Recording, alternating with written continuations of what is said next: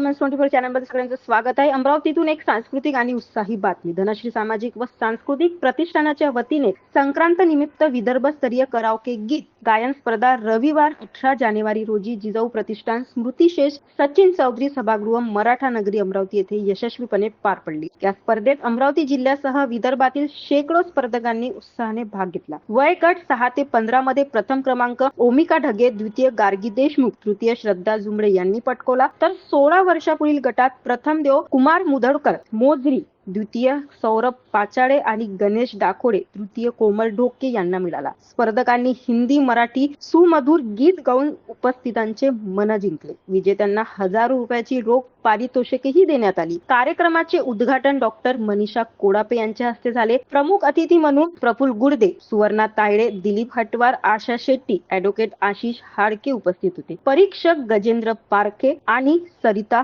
हनुमंते यांनी मूल्यमापन केले. सूत्रसंचालन अबोली वानखडे यांनी केले. प्रास्ताविक आरती बोंदरकर यांनी आणि आभार प्रदर्शन मंजू संजय ठाकरे यांनी मानले. संक्रांतीच्या निमित्ताने आयोजित हा कार्यक्रम खूपच रंगतदार ठरला. अधिक अपडेटसाठी बघत रहा उमेश 24 चॅनल. धन्यवाद.